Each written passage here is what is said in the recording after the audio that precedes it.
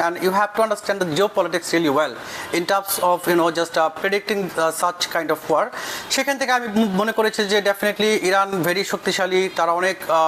powerful একটা country তারা গত 20 বছর যাবত ধরে তারা স্ট্রাগল করছে তারা অনেক ইউরেনিয়াম পারমাণবিক সমৃদ্ধ দেশ হিসেবে গড়তে চলেছে তাছাড়া তাদের কাছে রয়েছে ড্রোন যেটা আগে আসলেও মানুষ চিন্তা করতে পারে নাই যে তাদের এত ড্রোন থাকবে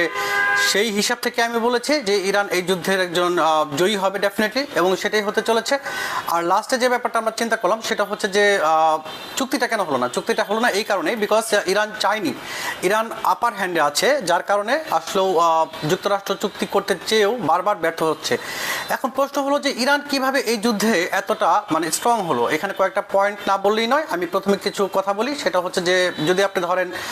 যে ইরান কেন শক্তিশালী হইলো কেন যুদ্ধে এত ভালো করছে সেটার কারণ হচ্ছে যে তাদের যে একটা হরমুজ প্রণালী রয়েছে সেটা একটা কারণ বিকজ আপনি জানেন যে বা বিশ্বের প্রায় 20% তেল এই হরমুজ প্রণালী দিয়ে যায় এবং এলএনজি গ্যাস যেটা সেটাও কিন্তু প্রায় 25% এই হরমুজ প্রণালী দিয়ে যায় এটা একটা ফ্যাক্ট